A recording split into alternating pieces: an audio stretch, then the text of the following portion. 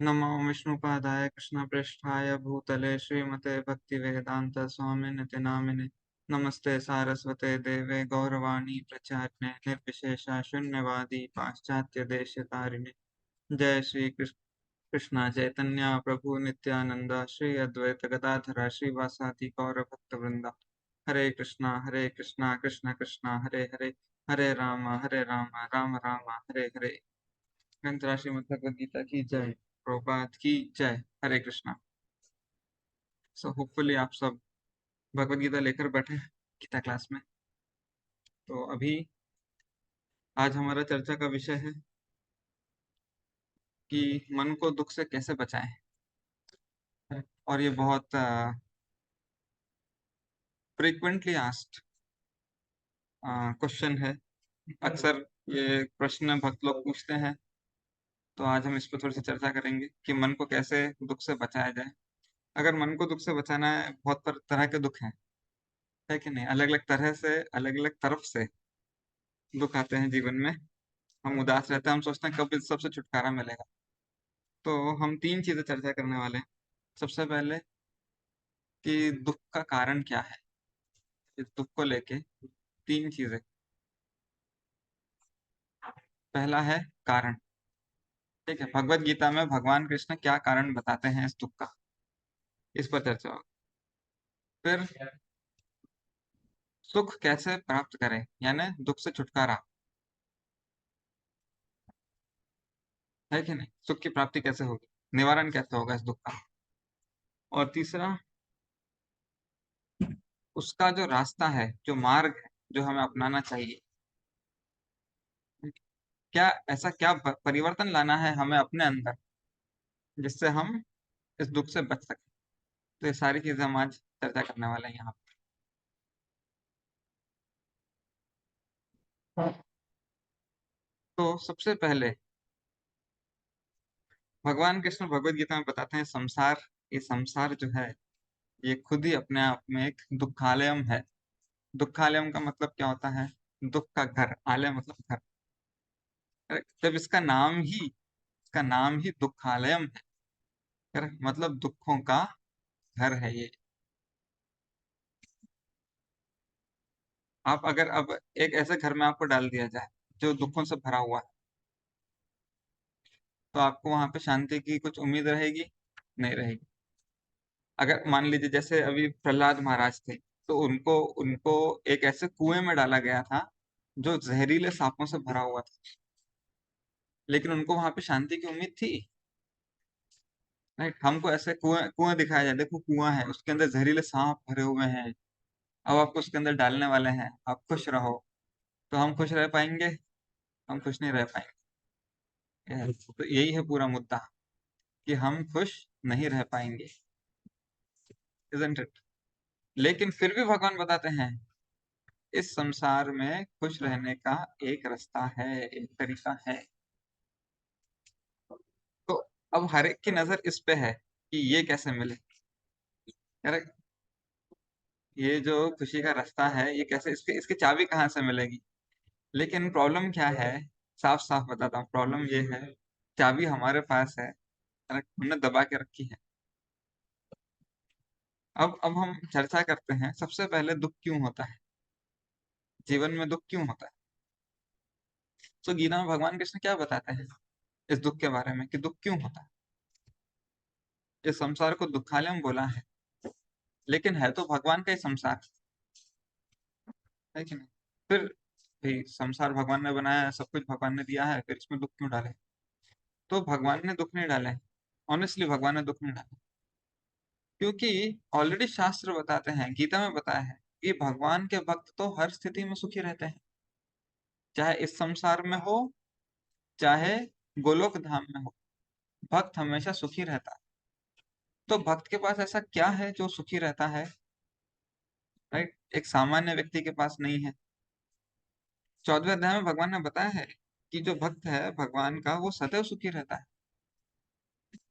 इस भौतिक संसार में रहते हुए भी वो आनंद का अनुभव करता है, उसके पास ये रहस्य है। अब देखते हैं प्रॉब्लम क्या है। सबसे पहला प्रॉब्लम है, भगवान बताते हैं गीता में, इस संसार में दुख क्यों है? आसक्ति के कारण। बस ये चीज आप गांठ बांध लीजिए। करेक्ट। इस चीज को आप गांठ बांध लीजिए कि अगर हमें दुख हो रहा है किसी चीज का, कोई भी बात का, हम इसका मतलब है आसक्ति रखते हैं, हम अटैच्ड हैं। अटैचमेंट होती है ना, तो हम अटैच्ड हैं किसी न किसी चीज से। ये आसक्ति क्या होती है? right? इसको हम कैसे समझ सकते हैं? आसक्ति का मतलब है लगाव, किसी भी चीज से लगाव होना। correct?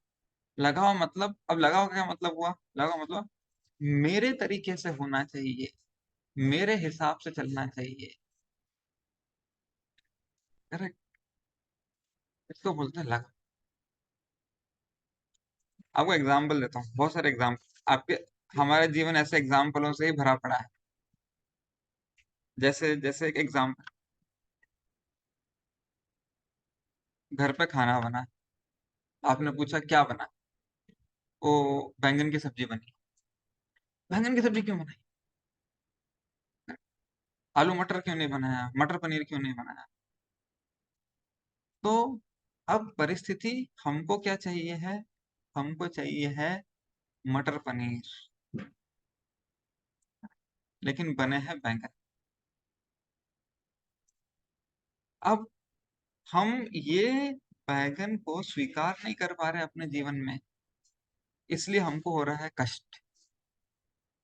लेकिन अगर हमारी किस्मत में लिखा ही है ये खाना, राइट, हम कितना भी माथा पीट लें, हमको वही खाना पड़ेगा।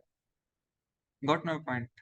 तो आसक्ति मतलब मेरे हिसाब से क्यों नहीं बना, मेरे हिसाब से क्यों नहीं चला, मेरे हिसाब से क्यों नहीं किया, जैसा मैं चाहता हूँ, जैसा मैं मांगता हूँ, जैसा मैं सोचता हूँ, वैसा क्यों नहीं। इसको बोलते हैं आसक्ति। अब आसक्ति के तीन पहलू बताए हैं। ठीक है, ये चीज याद रखना है, मेरे हिसाब से क्यों नहीं चलती। देखिए, ये दुनिया हमारे हिसाब से इसलिए नहीं चलती क्योंकि दुनिया हमने नहीं बनाई, हम भगवान नहीं है, बस खत्म। अगर आपको दुनिया चलानी है अपने हिसाब से, आप भगवान बनिए, दुनिया चलाइए, और हम बन नहीं सकते। तो स्वीकार कर लीजिए कि हम जीवात्मा हैं। करेक्ट, हम जीवात्मा है, भगवान ने दुनिया बनाई है, ये दुनिया भगवान के हिसाब से चलती है, हमको उस हिसाब से अपने आप को ढालना पड़ेगा। तो अब हम सोचते हैं ये मेरे तरीके से, आपने मुझसे ऐसे बात क्यों की? राइट, आपने मुझसे ऐसे बात क्यों की, मेरे हिसाब से क्यों नहीं की? आपने आपने मेरे लिए ऐसा क्यों किया? टीवी चैनल, घर में अगर टीवी है, लोग टीवी देखते हैं, अगर सब लोग बैठ के, मेरी मर्जी का चैनल क्यों नहीं चलता, मेरी मर्जी की मूवी क्यों नहीं चलती? सो हम हर जगह, हमारे अंदर अभी आपको समझ में आ रहा है क्या भर रहा है? मेरी मर्जी।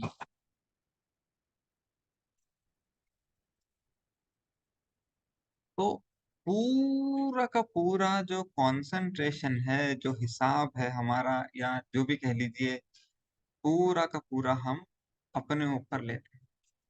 हम कृष्णा कॉन्शियस नहीं है, हम आई कॉन्शियस है। मेरी मर्जी, मेरा हिसाब, मेरा तरीका, मेरी पसंद, मेरी नापसंद, मैं जो चाहूँ वो हो, मैं जो ना चाहूँ। यही यही चीज चल रही है। तो हम इतने आई सेंट्रिक हैं, सेल्फ सेंट्रिक हैं, मतलब इतने अपने, सेल्फ सेंट्रिक को हिंदी में क्या बोलते हैं? सेल्फ सेंट्रिक, खुदगर्ज तो सेल्फिश होता है, पर आप समझ गए ना, मैं अपना बस, मैं ऐसा। तो ये है पूरा का पूरा मुद्दा। अब हमको क्या लगता है, जब हम ये आई सेंट्रिक, मेरी मर्जी पे चलते हैं, हमको लगता है, ये गलत फहमी निकाली है सबसे पहले। गलत फहमी, गलत फहमी क्या है? हम सोच रहे हैं, हम सोच रहे हैं कि ये दुनिया मेरे लिए बनी है। आपको एकदम क्लियर बताता हूँ एक चीज, हमेशा याद रखिएगा, हम सोच रहे हैं ये दुनिया मेरे लिए बनी है, हाँ? तो इसलिए सब कुछ मेरे हिसाब से चलना चाहिए, तब मुझे खुशी होगी। राइट, तब मुझे खुशी होगी जब मेरे हिसाब से चले। लेकिन ये दुनिया मेरे लिए नहीं बनी, ये दुनिया कृष्ण के लिए, कृष्ण ने बनाई है, हमको ठीक करने के लिए बनाई। अब हम क्या सोचते हैं, सब लोग मेरे हिसाब से चलो। राइट, इस दुनिया में कोई भी इंसान आपको खुश करने के लिए पैदा नहीं हुआ। ये बात याद रखिए।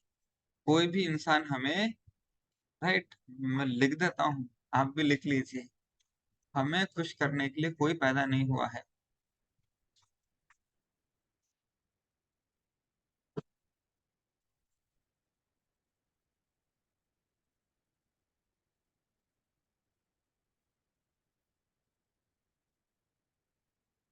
ये लिख दिया है, करेक्ट है, अब लिख दिया है, मतलब ये अब रिकॉर्ड हो गया, ये रिकॉर्ड में आ गया, ये याद रखना है।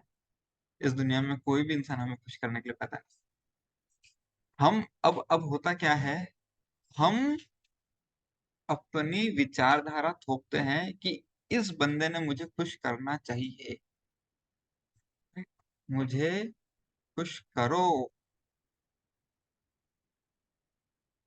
कोई ऐसा, आपको कोई ऐसा इंसान मिला जो बोलता है मेरा जन्म ही आपको खुश करने के लिए हुआ है, मैं अवतार लेके आया हूं आपको खुश करने के लिए? सब अपना जीवन जीने के लिए पैदा हुए हैं यहाँ पे। ये बहुत बहुत इंपॉर्टेंट चीज है, ये हमारे फंडामेंटल मिस्टेक है। अरे हमारी जो मूलभूत गलती है ना आध्यात्मिक जीवन को समझने में या हमारे जीवन को समझने में, वो ये है, हम थोपते हैं लोगों के ऊपर कि तुम मुझे खुश क्यों नहीं कर रहे, तुम मेरे हिसाब से क्यों नहीं चल रहे, तुम मेरी बात क्यों नहीं मान रहे। अरे वो अपना जीवन जिएगा कि आपका जीवन जिएगा? मेरे मेरे तरीके से करो, मेरे हिसाब से चलो, मेरी मनमर्जी का करो, तो आपका जीवन जी रहा है, फिर तो पैदा क्यों हुआ फिर? वो उसका जीवन जीने के लिए पैदा हुआ है ना। उसके जीवन में अगर कोई ऐसा काम वो करता है जिससे आपको खुशी मिले तो आपका बोनस समझ लीजिए। ये है इंपॉर्टेंट चीज। वो जीव गोलोक धाम से कृष्णा से झगड़ा करके यहाँ आया, आपको खुश करने के लिए नहीं, अपनी खुशी के लिए। आप गोलोक धाम से झगड़ा करके आए कृष्णा से, किसी और को खुश करने के लिए नहीं, अपनी खुशी के लिए। अब किसी और को खुश करने में आपको खुशी मिलती है तो अच्छी बात है, राइट? जैसे आपको एक एग्जांपल देता हूँ, एक एग्जांपल देता हूँ। एक माँ है, ठीक है, और उनका बेटा है, ठीक है, सिंपल एकदम रूटीन एग्जांपल है। अब बेटे को है ना बूंदी के लड्डू बहुत पसंद है, तो माँ क्या करती है, ऐसे बर्तन भर के बूंदी के लड्डू बनाती है, ठीक है, बन गए लड्डू। अब बेटे को खिलाती है, बेटा तू खा, बेटा तू खा, बेटा खाता है। बेटा लड्डू खाता है, उसको खुशी होती है लड्डू खा के, वो देख देख कर माँ को खुशी होती है। तो बेटा लड्डू खा के खुश हो रहा है, तो माँ भी खुश हो रही है, राइट? माँ ये नहीं सोचती अरे मेरे लड्डू खा गया ये, नहीं, वो तो बना है इसके लिए। तो माँ बेटे की खुशी के लिए नहीं कर रही, माँ अपनी खुशी के लिए कर रही है कि मुझे उसको लड्डू खिलाकर अच्छा लगता है, इसलिए मैं उसको लड्डू खिला रही हूँ। हाँ, अब मुझे अच्छा लगा। तो फाइनली माँ भी अपनी खुशी का ही काम कर रही है, करेक्ट? अब वो सोचती है बेटा बड़ा हो गया, अब मेरा ख्याल रखे। लेकिन बेटे को माँ का ख्याल रखने में कोई खुशी नहीं है, उदास हो गया, अरे ये माँ को भेजो, वृद्धाश्रम भेजो, या जो भी है, मतलब ये क्या कहते हैं, मेरे ऊपर बोझ लग रहा है। अब माँ सोच रही मैंने तो उसे लड्डू खिला खिला के बड़ा किया, करेक्ट, मैंने ऐसे लड्डू खिला खिला के बड़ा किया, अभी ऐसा निकला, फिर इसको बोलते हैं कर्म। और आपने लड्डू उसके भलाई के लिए नहीं, उसकी भलाई होगी लेकिन उद्देश्य उसकी भलाई नहीं, उद्देश्य आपकी खुशी थी। अरे मेरा बच्चा खुश रहेगा तो अच्छा लगेगा मेरे को, अब मेरे को अच्छा। तो फाइनली अच्छा किसे, हम जिस चीज पे रुके थे ना, मेरी खुशी, क्यों लड्डू खिला रहे हो भाई उसको इतना, डायबिटीज हो जाएगा, नहीं मुझे अच्छा लगता है, मुझे खुशी मिलती है। तो लेके इस दुनिया में हर कोई चाहे कोई अपना स्वार्थी हो। अब ये बच्चा है, करेक्ट, ये बच्चा लड्डू खाया जा रहा है, करेक्ट, ये किसी को नहीं दे रहा, इसको लड्डू खाने में मजा आ रहा है, तो ये भी अपनी खुशी देख रहा है लड्डू खाने में, माँ अपनी खुशी देख रही है लड्डू खिलाने में। लेकिन हर कोई अपनी अपनी खुशी ही देख रहा है। हम यहाँ आए ही इसलिए, अगर हमें दूसरे की खुशी की इतनी फिक्र होती तो हम कृष्ण को खुश नहीं करते गोलोक धाम में? करेक्ट। हम गोलोक धाम से क्यों आए? क्योंकि हमसे कृष्णा की खुशी नहीं देखी। हम प्रतिद्वंदी बन के आए हैं यहाँ पर। ये बात गांड बांध लीजिए, हम दूध के धुले नहीं हैं। करेक्ट। हम सब अपराधी हैं। ये जेल है। ये तो आपने इतनी सारी क्लासेस में सुना ही होगा, हम एक जेल में हैं। तो हम में से कोई भी दूध का धुला नहीं है। हम सब स्वार्थी हैं। किसी ना किसी तरह से अपना स्वार्थ, अपनी खुशी, है ना, अपना आनंद, ये सब देख रहे हैं। तो ये चीज हमें एकदम सही समझ के साथ अपने दिल में रखनी है कि गड़बड़ कहाँ है। गड़बड़ हमारी विचारधारा में ही है। हमारा जो फाउंडेशन है ना, जो नींव है ना इस जीवन की, वो ही बहुत गलत है, बहुत अपराध वाली है, पापी है। क्या है वो पाप? हम स्वार्थी हैं।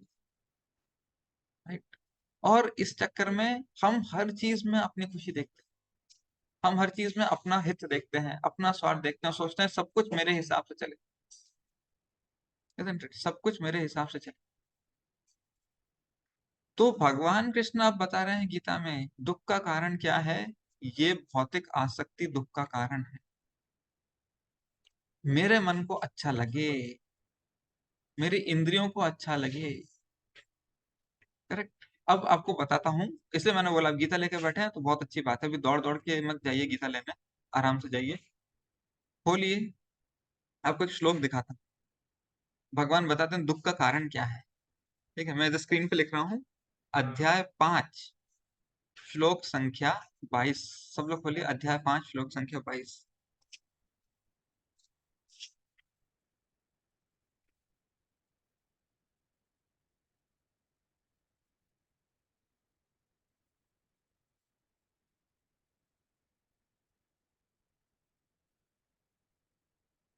मिला सबको? अध्याय 5 श्लोक संख्या 22।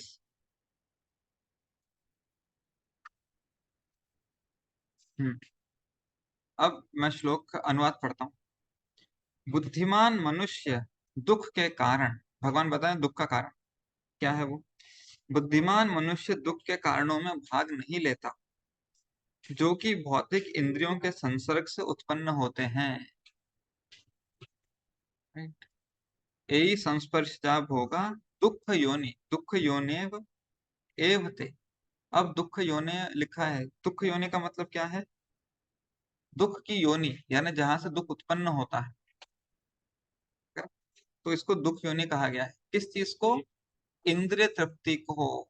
हमारी इंद्रियों को संतुष्ट करते हैं ना हम, अपनी पसंद की वस्तु मिल जाए, मेरे पसंद के लोग मिल जाए, मेरे पसंद की परिस्थिति मिल जाए, राइट, मेरे पसंद का काम मिल जाए।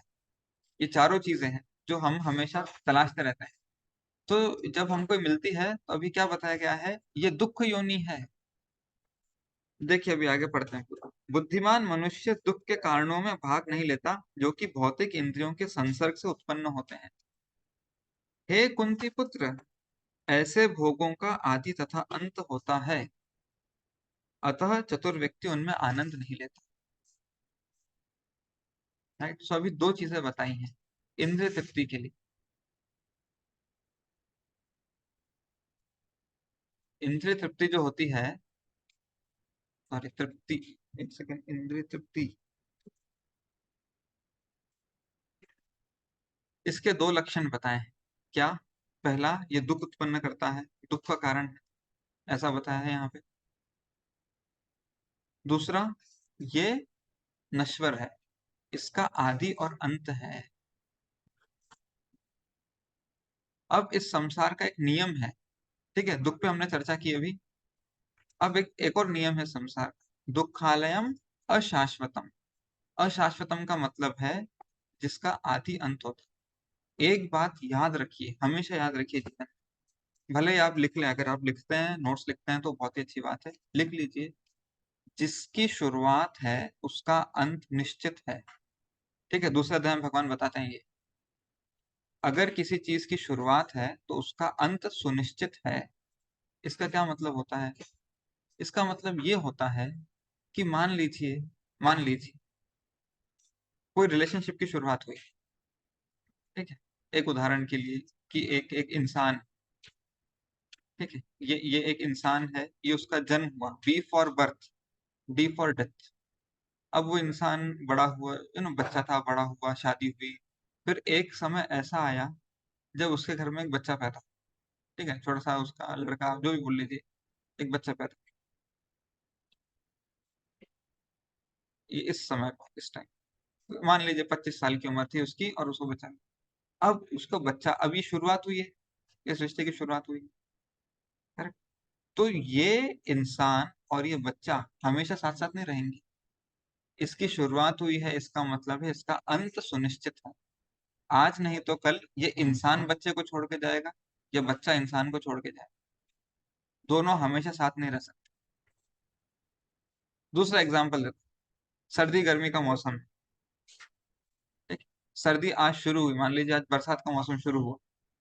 अगर बरसात का मौसम शुरू हुआ है, इसका मतलब इसका अंत हो।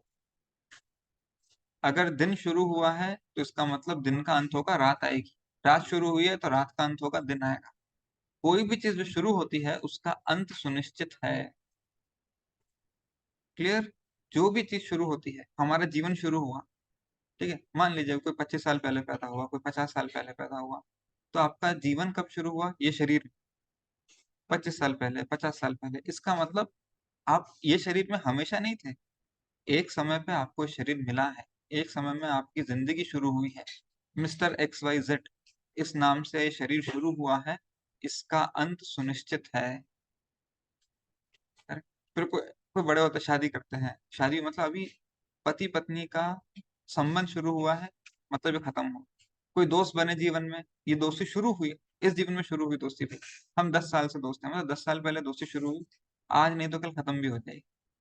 कोई चीज हमेशा कायम नहीं रहेगी। हम उतनी देर उसमें रस ले सकते हैं, चलो 10 साल के तो दोस्त रहे ना, मजा तो। लेकिन आप जितना मजा लेंगे उतना खत्म होने पे ये हमको दुख देगी।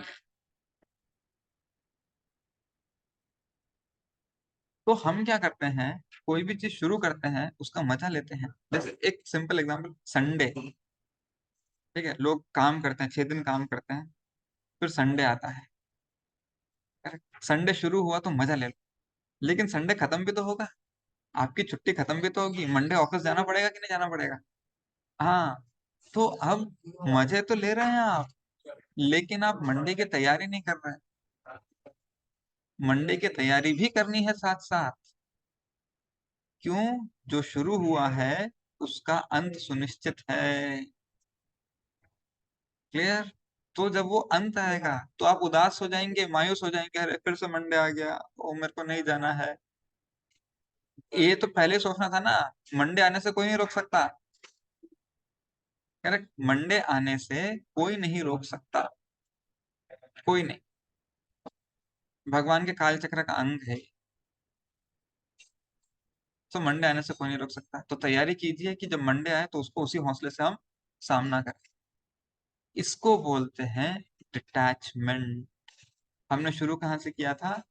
अटैचमेंट से, आसक्ति से। करेक्ट। अब मैं संडे, मुझे संडे बहुत पसंद है, बस संडे मत जाओ प्लीज, हमेशा संडे रहे, पूरा जिंदगी भर संडे ही चलता रहे। ये नहीं होगा,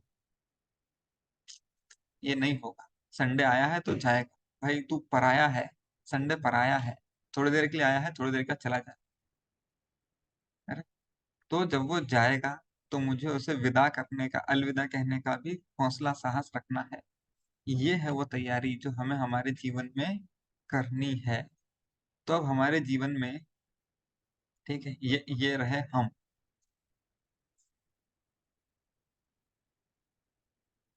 अब 4 चीजें हैं जिनसे हम इस जीवन में आसक्त हो जाते हैं।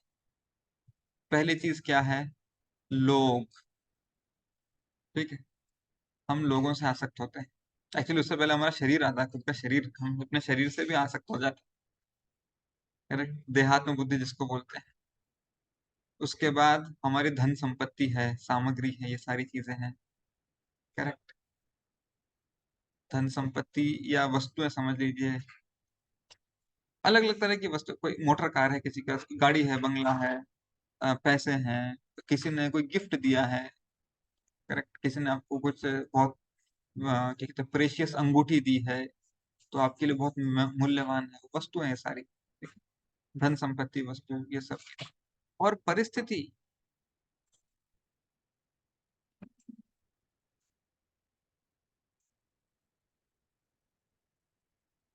परिस्थिति मतलब सिचुएशन।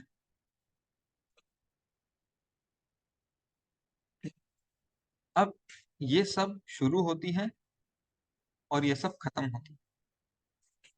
क्लियर? ये सब शुरू होती हैं, ये सब खत्म होती है।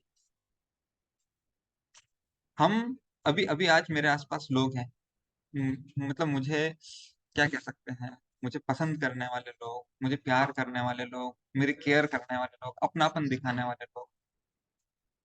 ठीक है, ये सब जाएंगे। आज नहीं तो कल मुझे छोड़ के जाएंगे। मुझे मेरा शरीर बहुत पसंद है, बहुत हेल्दी रखा है मैंने इसको, सुंदर रखा है। करेक्ट। महीने का 2,500 का खर्चा है ब्यूटी पार्लर जाने का, इसको सुंदर टिप टॉप चकमकाता हुआ रखने के लिए। आज नहीं तो कल ये शरीर जाएगा। पहले पहले तो बुढ़ापा आएगा, तो देख देख के ही दुख होगा, देख देख के दुख होगा। करेक्ट। देख देख के दुख होगा। क्या दुख होगा? कि मेरा शरीर जा रहा है। समझे? जिसको इतना ख्याल रखा वो चला गया, झुलस गया, ढल गया। फिर धीरे एक समय आएगा, ये शरीर छीन लिया जाएगा। बुढ़ापे को, बीमारी को, मृत्यु को कोई नहीं रोक सकता। सेकंड चैप्टर में भगवान बोलते हैं, जातस्य ही ध्रुवो मृत्युर ध्रुवम जन्म मृत्युस्य च। जिसने जन्म लिया है उसकी मृत्यु सुनिश्चित है। सुनिश्चित है, ध्रुवम मतलब ध्रुव है, एकदम अटल है, मृत्यु अटल है, नहीं टल सकती। उसकी तैयारी की? नहीं की। फिर धन संपत्ति है, बहुत मेहनत से कमाया है। करेक्ट। बहुत मेहनत से कमाया है। किराए का 1 BHK फ्लैट था, वहां से 4 BHK का बंगला अपना खुद का खड़ा किया है। राइट। लेकिन ये बंगला तो यहीं रह जाएगा, आपको यहाँ से खींच लिया जाएगा बाहर। इसकी तैयारी की? जब वो समय आएगा तब कैसे इसका सामना करना है, नहीं की। फिर परिस्थिति, अभी सब अच्छा चल रहा है, माहौल अच्छा है, वातावरण अच्छा है। करेक्ट। दुनियादारी अच्छी है, सब कुछ। लेकिन कलयुग बढ़ रहा है, काल चक्र है, सब बदलेगा, लोग बदलेंगे, व्यवहार बदलेंगे, है कि नहीं, मौसम बदलेंगे, सब कुछ बदलता जाएगा। आज ताजी हवा है, कल पॉल्यूशन वाली हवा आएगी। हर जगह आप देखिए, आज दुनिया एक तरह से चल रही है, कल को अलग तरीके से चलेगी। ये तो सब काल चक्र का अंश है। नहीं, हमारे जमाने में कितना अच्छा होता था। बदलेगा। इसकी तैयारी की? नहीं की। क्यों? क्योंकि हमने, अब आपको गलती बताऊं, हमने कृष्ण की योजना के बारे में सोचा ही नहीं। हम तो मेरा मेरा यही करते हैं।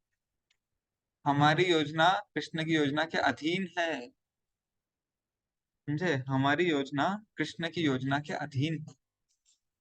भगवान बोलते हैं, मृत्यु सर्वहरस चाहम, मैं मृत्यु के रूप में आके सब कुछ ले जाऊंगा। तो हमने इसकी तैयारी की है? नहीं की। तो अब पूरा मुद्दा जो है, जो भगवान बताते हैं, आइए 15.7 में अब हम आते हैं इस विषय पर। अध्याय 15 श्लोक संख्या 7 पर भगवान हमको बार बार अलर्ट कर रहे हैं, आपको पता है गीता में। right? ये लगाव मत रखिए, ये आसक्ति मत रखिए। क्यों? ये आज आपको जिस चीज से आसक्ति है, जिस चीज पर आप निर्भर हैं अपनी खुशी के लिए, मैं तुम पर ही अपनी खुशी के लिए निर्भर हूँ, प्लीज मुझे छोड़ के मत जाना। राइट? हमेशा मेरे साथ रहोगे ना? ये टेम्पररी है। करेक्ट। यही यही तो अर्जुन सोच रहे थे भीष्म पितामह के बारे में, द्रोणाचार्य के बारे में। भगवान ने दिखा दिया 11वें अध्याय में, देखो मेरे दांतों के बीच में इनको चूर्णित करता हूँ, ये जा रहे तुमको छोड़ के। राइट। मैं रहूंगा, ये लोग नहीं रहेंगे, मैं रहूंगा। तो तुमको अगर खुशी के लिए निर्भर रहना है किसी पे, तो वो मुझ पर रहना है, राइट, इन पर नहीं। अब आइए 15 अध्याय पे आए सब लोग, 15.7। मैं भी खोल लूं। यस। संस्कृत श्लोक देखिए, फिर अनुवाद पे भी जाएंगे। ममई वांशो जीवलोके जीवभूतः सनातनः। भगवान बोल रहे हैं सारे जीव मेरे सनातन अंश हैं। ठीक है, सो हम सब भगवान के अंश हैं और सनातन अंश हैं। अब यहाँ पर ये अंश को सनातन कहा गया है, करेक्ट। यहाँ पर इसको सनातन कहा गया है। सनातन का मतलब क्या हुआ? सनातन मतलब जिसकी ना शुरुआत है ना अंत है। ऐसा समझ में, जिसकी ना शुरुआत है ना अंत है। अभी हम चर्चा कर रहे थे, इतनी देर हम क्या चर्चा कर रहे थे? कि इन सब की शुरुआत है, मेरे शरीर की एक शुरुआत हुई। करेक्ट, मेरा शरीर शुरू हुआ ना, 10 साल पहले हुआ, किसी का 20 साल पहले, किसी का 40 साल पहले, किसी का 60 साल पहले। हम सबके शरीर शुरू हुए एक समय पे, डेट ऑफ बर्थ बोलते हैं उसको, जन्म तारीख लिखते हैं ना आप आधार कार्ड में। फिर हमारे आसपास जो लोग हैं उनकी शुरुआत हुई। कोई आज मिला, कोई 2 साल से दोस्त है, कोई 10 साल से दोस्त है, कोई 15-20 साल से, है ना? जो भी रिश्तेदार है, कोई बच्चा है, कोई पति पत्नी है, दोस्त है, कलीग्स हैं, जो भी है, सबकी शुरुआत हुई। धन संपत्ति हमने कमाई, उसकी शुरुआत हुई, एक दिन खत्म हो जाएगी। परिस्थिति की शुरुआत हुई है, आज ऐसा मौसम है, कल वैसा मौसम है, आज दिन है, कल रात है, आज खुशी है, कल गम है, आज शांति है, कल युद्ध हो जाएगा। कभी अच्छा माहौल, हेल्दी, स्वस्थ वातावरण चल रहा है, फिर कोविड आ जाएगा। परिस्थिति आएगी जाएगी, सब चलता रहेगा। फिर ये सब परिस्थितियां जो हमारे आसपास माहौल देखते हैं, ये सब शुरू होते हैं, खत्म होते हैं। हम इन पर लगे रहेंगे खुशी के लिए, इनके इनके पीछे क्या कहते हैं, निर्भर रहेंगे, तो ये सब जाएंगे छोड़ के। अब भगवान बोल रहे हैं मैं और तुम सनातन हैं, मैं हमेशा साथ रहूंगा, तुम हमेशा साथ रहोगे। तो अपने मन को इनसे निकाल कर मुझ में लगाओ अर्जुन, ये है सुख का साधन, स्रोत, रहस्य। ठीक है? अभी हम एक और चीज डिस्कस की थी, क्या डिस्कस की थी? कि इस दुनिया में हमें खुश करने के लिए कोई पैदा नहीं होता। हम हम हमारी खुशी कब तक है? जब तक हमारे हिसाब से ये सब चीजें चल रही हैं, ये 4 चीजें जो मैंने बताई ना आपको, शरीर, लोग, धन संपत्ति या जो भी इसके वस्तु हैं, और परिस्थिति, जब तक हमारे हिसाब से ये सब चल रहा है, थोड़े दिन में होता है शरीर में कष्ट आने लगते हैं, राइट? हम सोचते हैं हे भगवान उठा ले, अब और नहीं सहा जाता मुझसे, राइट? ये बहुत दर्द भरी जिंदगी है, मैं तंग आ गया हूँ इस जीवन से। जिस शरीर से हम इतना प्यार करते हैं उसे, क्योंकि वो हमें कष्ट दे रहा है, कोई कोई इंसान हमें कष्ट दे रहा है, तो अरे इसको छोड़ो, इससे दूर रहो, अब इससे बात नहीं करनी, रिश्ता तोड़। अरे कोई परिस्थिति, यहाँ से निकलो, बहुत गर्मी पड़ रही है भाई, यहाँ से निकलो, यहाँ नहीं रहना और। करेक्ट। लोगों को शॉपिंग बहुत पसंद है, right? लोगों को शॉपिंग करना, एक कैटेगरी के लोग होते हैं जिनको शॉपिंग करना बहुत पसंद होता है। लेकिन आप बोलिए जून महीने में 3 दरवाजा चले जाओ शॉपिंग के लिए, अरे नहीं बहुत गर्मी है, इतनी धूप में कौन जाएगा? क्यों? परिस्थिति पसंद की नहीं है, तो शॉपिंग को भी त्याग दी। तो परिस्थिति मायने रखती है, करेक्ट, परिस्थिति भी मायने रखती है। तो हर चीज जो है, राइट, हम तब तक ही उसको पसंद करते हैं जब तक वो हमें आनंद दे। लेकिन मुद्दा क्या है? हमें उतना ही आनंद मिलेगा जितना हमारे कर्म में लिखा होगा। हम हमारे कर्म में, अब ये हमारा कर्म है, ठीक है, ये ध्यान से देखिए, हमारे कर्म में लिखा है कि हमें इस वस्तु से 1 साल तक आनंद मिलेगा, ये हमारा कर्म है। अब ये हो गया कर्म, लेकिन हमारी चाहत क्या है? कि मुझे 10 साल तक उसका सुख मिले। अब कर्म में लिखा है 1 साल, और हमारे हमारी आसक्ति है 10 साल की। से उदाहरण मोबाइल, हमारे कर्म में लिखा है कि ये इसने नया मोबाइल लिया है, ठीक है, एक मोबाइल लिया है नया। अब इसके कर्म में लिखा है कि इसको 10 साल तक 1 साल तक इस मोबाइल का सुख मिलेगा, उसके बाद ये मोबाइल जो है ये चोरी हो जाए। अब ये आदमी सोच रहा है कि मैं कम से कम 4 साल तो निकालूं इस मोबाइल के साथ। मैं अभी मैंने मोबाइल ले लिया, अभी 25-30 हजार का मोबाइल ले लिया है, अब 4 साल तक आराम, फिर देखेंगे नया मोबाइल लेंगे तो। लेकिन कर्म में तो 1 ही साल लिखा है। अब कर्म आप नहीं चलाते, कर्म तो भौतिक प्रकृति चलाती है, भगवान कृष्ण के निर्देश में चलता है। अगर ये मोबाइल 1 साल में चला गया मेरे हाथ से, मेरे कर्म ही ऐसे हैं, क्या मैं इसको बर्दाश्त कर पाऊंगा? आई समझ में? ये है वो प्रश्न जो हमको पूछना है खुद से। क्योंकि कोई भी चीज, कोई भी व्यक्ति, कोई भी परिस्थिति कभी भी हमारे हाथ से जा सकती है। हम अड़े हुए हैं कि मेरे हिसाब से चलो। नहीं, मैंने तो 4 साल सोचा था, 4 साल क्यों नहीं चला? भाई आपके कर्म नहीं है तो पुण्य कमा के आते।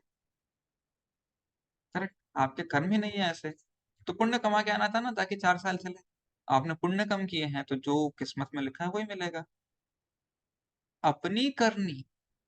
मेरे को ऐसे कभी कभी ऐसे शिकायत होती है लोगों की कि पुरुषों को शिकायत होती है मुझे ऐसी पत्नी क्यों मिली, पत्नियों को शिकायत होती है मुझे ऐसे पति क्यों मिले।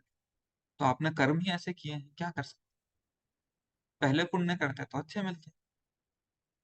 करेक्ट, अच्छे अच्छे जीवात्माओं की कमी थोड़ी है संसार। पुण्यशाली जीव भी हैं, पापी जीव भी हैं, बीच के जीव भी, हर तरह के जीव हैं। तो अब ये जो कष्ट आ रहा है, इसके लिए जिम्मेदार कौन है? कर्म। कर्मों के लिए जिम्मेदार कौन है? हम।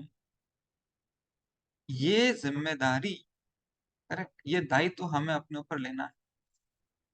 मेरे कर्म ऐसे थे तो मैं क्या कर सकता हूँ? तो भगवान बोल रहे हैं अब कर्म कैसे भी थे, मन उस कर्म में मत लगाओ, मन मुझ में लगाओ, तो मैं पार लगाऊंगा। करेक्ट। प्रभु जी, हम न्याय के लिए नहीं लड़ सकते? आप न्याय के लिए लड़ सकते हैं, लेकिन लेकिन अभी मैं आपको बताता हूँ इंटरेस्टिंग चीज, ये न्याय के लिए लड़ना, न्याय के लिए लड़ने में तीन तीन मुद्दे हैं।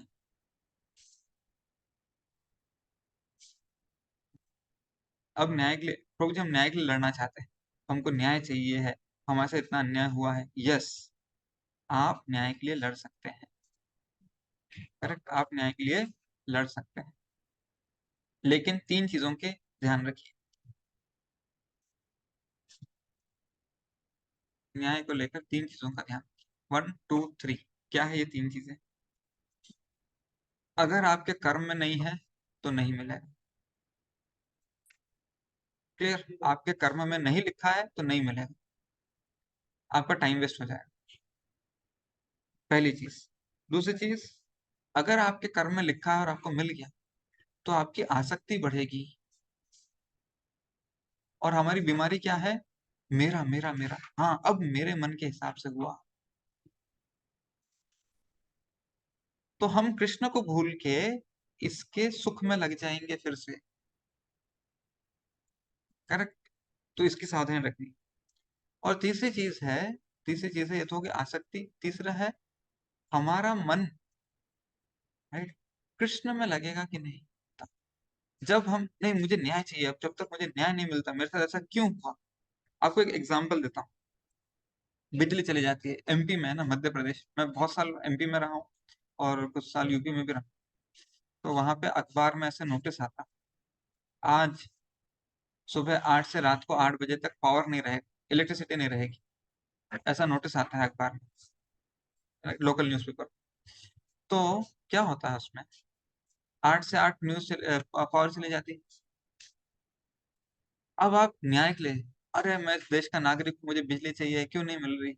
आप लड़ेंगे, लेकिन आपके कर्म में नहीं लिखा है। आपके कर्म में सुबह 8 से रात के 8 तक वो झुलसती हुई एमपी की गर्मी अगर आपने देखी होगी, राइट, मध्य प्रदेश की गर्मी, तो आपको पता है कितनी भीषण होती है। तो आपके कर्म में ही लिखा है कि ये गर्मी आपको सहन करनी।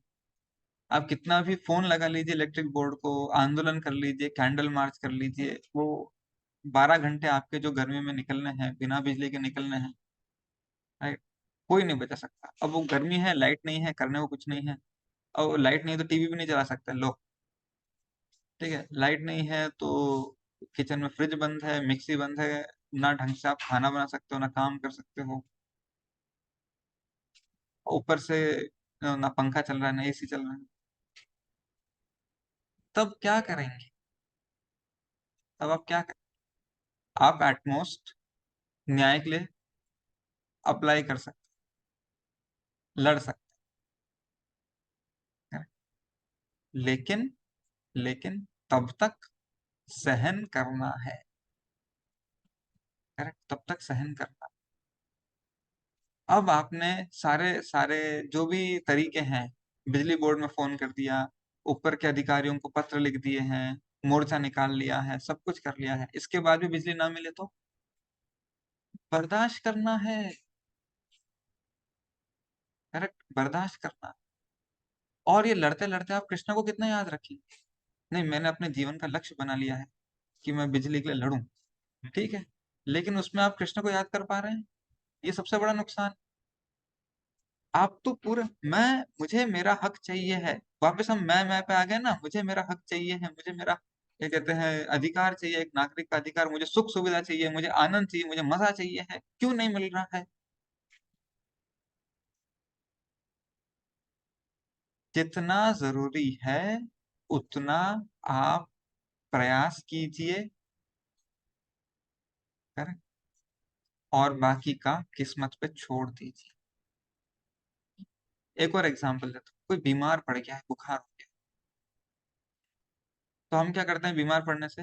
डॉक्टर, अच्छा डॉक्टर देखिए, डॉक्टर के पास जाइए, डॉक्टर की दी हुई दवाई लीजिए, तरीके से लीजिए, सब कुछ बेस्ट कीजिए, उसके बाद भी ठीक नहीं हो रहे। इसको बोलते हैं कर्म। समझे? ये हमारे कर्म है जो हमारे सर पे चढ़ गए।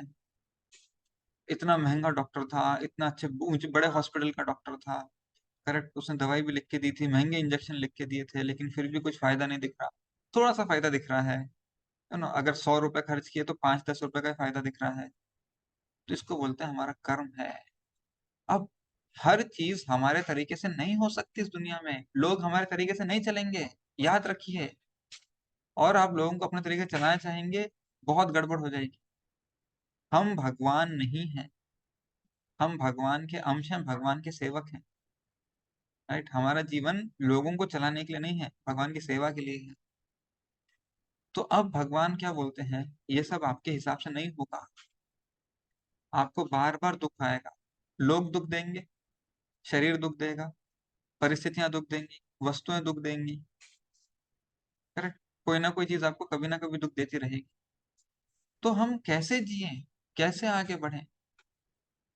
तो अब भगवान बोलते हैं सुख का रहस्य। ये था दुख का एनालिसिस, हमने अभी तक दुख का विश्लेषण किया। अब सुख का रहस्य सुनिए। सुख का रहस्य क्या है? दो चीजें हैं। एक, दो।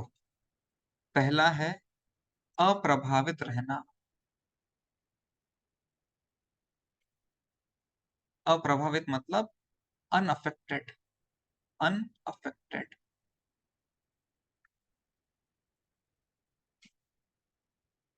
ठीक है, अप्रभावित है। किसी ने कुछ बोल दिया, अप्रभावित है, चलता है, चलने दो। ठीक है, कोई कोई व्यक्ति चला गया, किसी का देहांत हो गया, भगवान बोलते हैं धीरज सतनम हुई थी, आपको दिखाऊंगा, ये दोनों श्लोक दिखाऊंगा। ठीक है, तो कोई बात नहीं। हमारा लोकल ट्रेन में जा रहे थे मुंबई में, बटुआ किसी ने चुरा लिया, अप्रभावित रहे। भयंकर गर्मी पड़ रही है, भयंकर ठंड पड़ रही है, अप्रभावित रहे। लेकिन प्रभु जी ये तो बहुत डिफिकल्ट है, नहीं हो पाए। ऐसा बोलना आसान है, अप्रभावित रहो अप्रभावित रहो, लेकिन करना बहुत डिफिकल्ट है, नहीं हो पाएगा। भगवान को भी पता है, भगवान को भी पता है कि ये बहुत डिफिकल्ट है, नहीं हो पाएगा। तो सहन करो, सहनशील बनो। प्रभु दर्द हो रहा है, दुख हो रहा है, भगवान बोलते हैं सहनशील बनो, टॉलरेट। या तो इससे बिंदास रहो, नहीं होता कोई, बार बार बात लगती है दिल में, तो सहन करो। उसके पीछे जाके ये कहते हैं हल्ला मत मचाओ। जो सहन करता है वो मोक्ष के लिए योग्य बनता है। अब मैं यहाँ पर आपको श्लोक संख्या बताता हूँ। 2.13 खोलिए। 2.13 अप्रभावित रहने के लिए भगवान बताते हैं। अध्याय 2 श्लोक संख्या 13।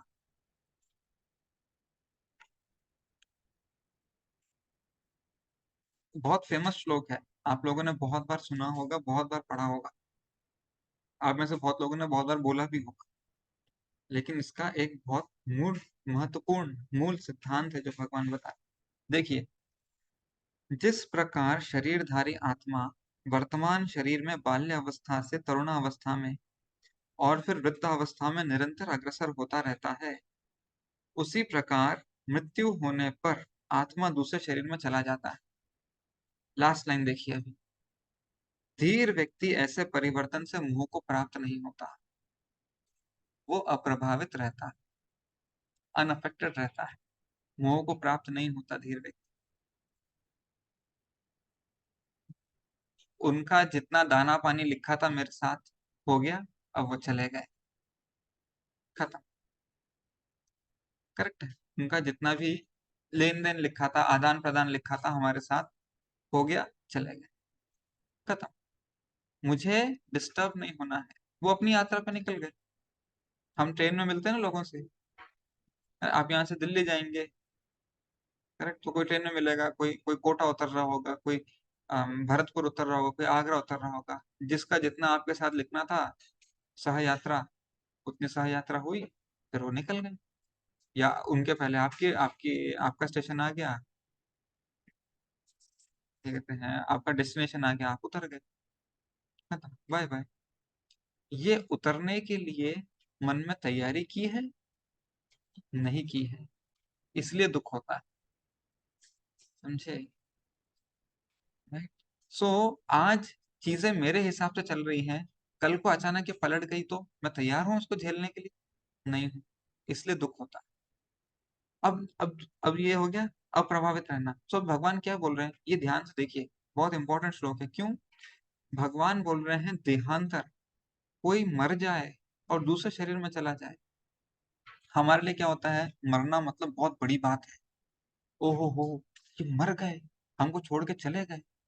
भगवान बोल रहे सिर्फ शरीर बदला है, अब ये शरीर में था, दूसरे शरीर में चले गए। मृत्यु जैसे सबसे पेनफुल, देखिए किसी के 1000 100 रुपए गुम हो गए ना, कम दुख होगा।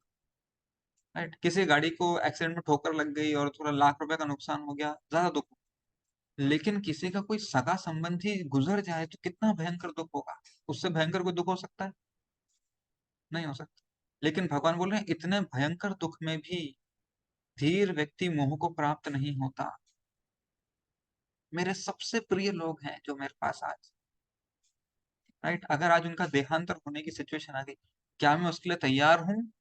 नहीं हूं। हमने तैयारी सही जगह नहीं की है। हमने तैयारी ही सही जगह नहीं की है। हमने क्या तैयारी की है, इनके साथ मजे ले लो, राइट, इंजॉय कर लो, इंजॉय कीजिए, कोई बात नहीं। लेकिन जब सिचुएशन आएगी, ये सब छोड़ के जाने वाले हैं, जब उनके छोड़ने के जाने का टाइम आएगा, क्या हम उसके लिए तैयार हैं?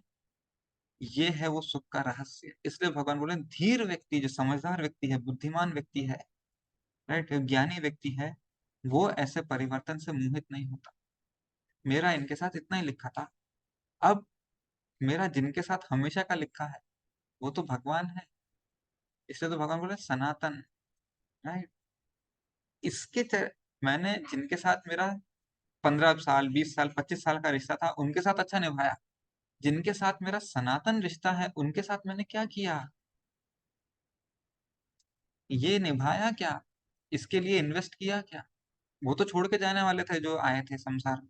जिसकी शुरुआत है उसका अंत होगा। ये रिश्ता शुरू हुआ तो रिश्ता खत्म। लेकिन इनके साथ तो कोई शुरुआत अंत नहीं है, तो सनातन रिश्ता है।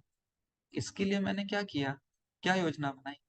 तो हमारा जो मन है ना, हमने अपना मन ही गलत जगह लगा कर रखा।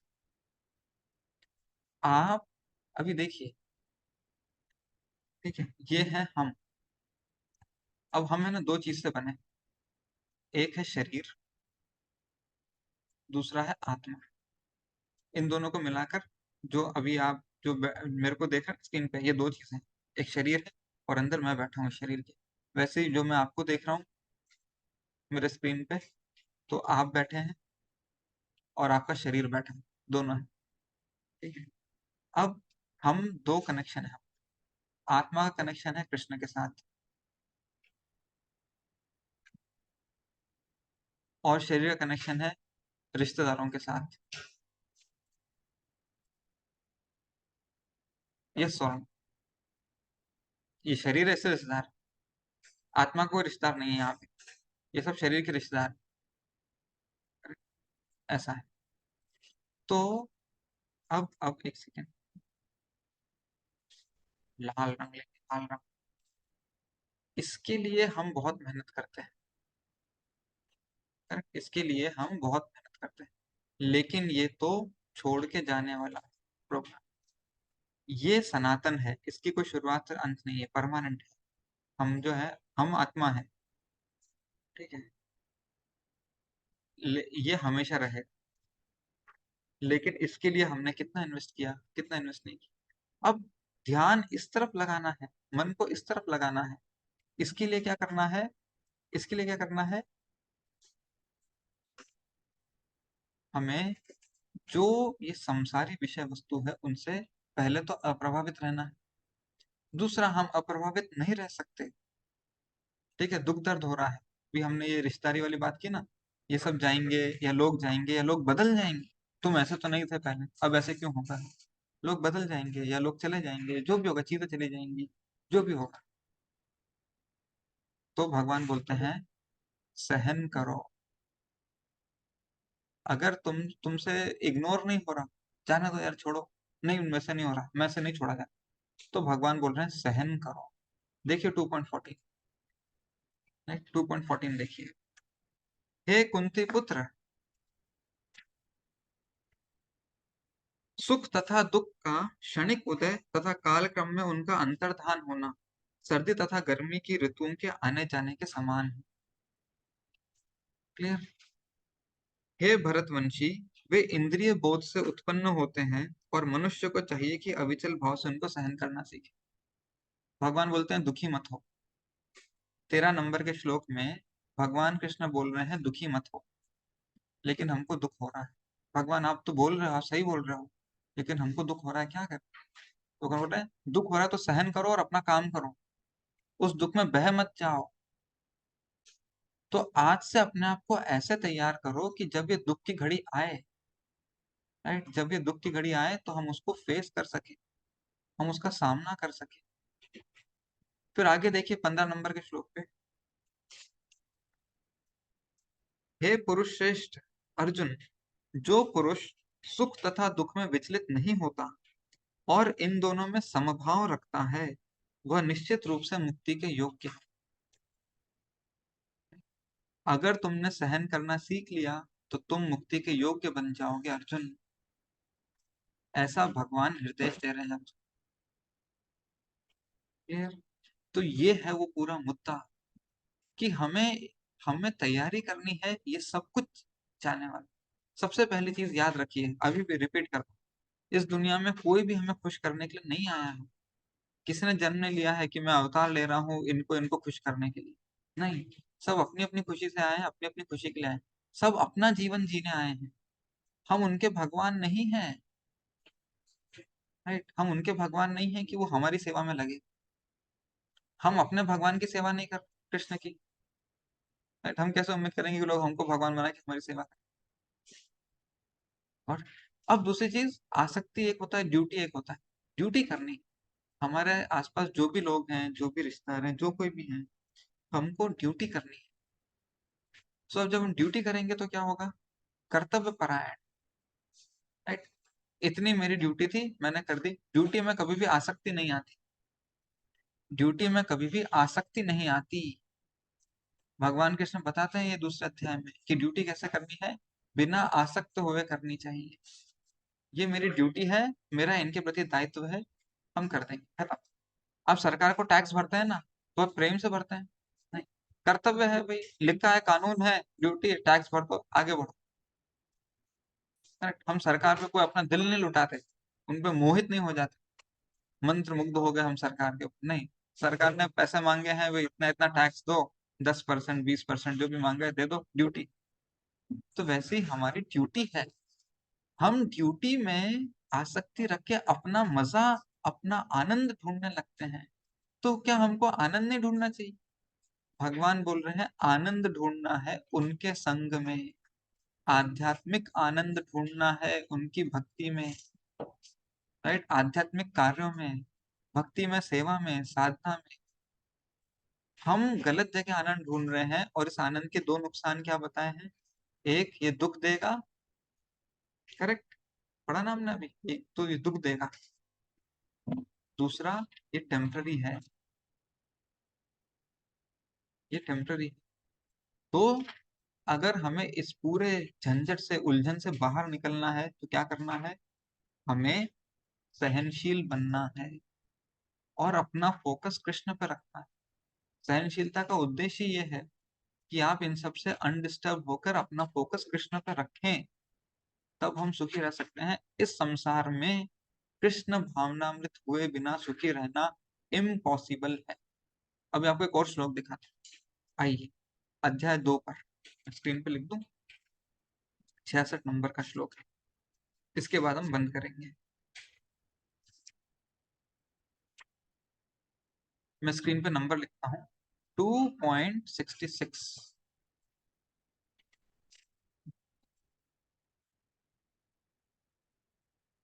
मिला सबको? जो कृष्ण भावनामृत में परमेश्वर से संबंधित नहीं है, उसकी न तो बुद्धि दिव्य होती है, न ही मन स्थिर होता है। जिसके बिना शांति की कोई संभावना नहीं है, शांति के बिना सुख हो भी कैसे सकता है? तो इस तरह भगवान समझा रहे हैं। अगर आपको सुख चाहिए है, ठीक है, मैं स्क्रीन पे लिखता हूँ, सुख चाहिए तो उसके लिए शांति होना जरूरी है। ठीक है, शांति के लिए क्या होना चाहिए? स्थिर मन होना चाहिए।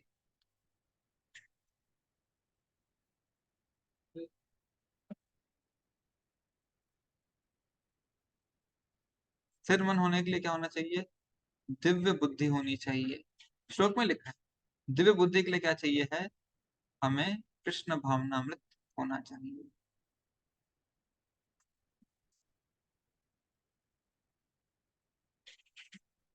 कृष्ण भावना भावित, मैं शॉर्ट में लिख देता हूँ यहाँ पे। तो बिना बिना कृष्ण भक्ति किए, बिना मन को कृष्ण में लगाए, हम इस संसार में सुखी नहीं रह सकते। अगर हमें दुख हो रहा है ना इस संसार में, प्रभु जी बहुत दुख है जीवन में, इसका मतलब हम कृष्णा कॉन्शियस नहीं हैं। हम कृष्णा कॉन्शियस नहीं है, इसलिए दुख हो रहा है। बस एक ही लाइन है, पूरे भगवत गीता को आप कहीं से भी पढ़ लीजिए, यही आंसर मिलेगा। हमने हमने मन में कृष्ण को नहीं बसाया, हमने मन में खुद को बसाया है, और हम अब खुद को अपने तरीके से खुश करना चाहते हैं। ये संसार कानूनी नहीं है। जेल में कैदी बोले, करेक्ट, जेल में कैदी बोले कि मुझे खिचड़ी पापड़ नहीं चाहिए, मुझे शाही पनीर चाहिए, मेरे हिसाब से क्यों नहीं बनता खाना यहाँ? करेक्ट है, वो जेल का मालिक नहीं है, वो जेल का कैदी है। उसको सीखना पड़ेगा कि भाई मैं यहाँ पे कैदी हूँ, कैदी की हैसियत में रहूंगा तो खुश रहूंगा। हम यहाँ पर अपराधी हैं, जीव हैं, सूक्ष्म जीव हैं, माया के अधीन हैं। हम अपनी हैसियत में रहेंगे तो खुश रहेंगे। हम ख्वाहिशें रखते हैं भगवान वाली, करेक्ट, और है हमारी हैसियत अपराधी की। तो ये है पूरा मुद्दा। प्रेसिडेंट ऑफ इंडिया बोल सकता है अपने बावर्ची से, जेल में सरकारी बावर्ची खाना बनाते हैं, प्रेसिडेंट के घर में, महल में, जो भी है, राष्ट्रपति भवन में सरकारी बावर्ची खाना बनाते हैं, लेकिन वहां राष्ट्रपति उनको बोल सकता है मेरे पसंद का खाना बना। जेल में कैदी नहीं बोल सकता मेरे पसंद का खाना बना।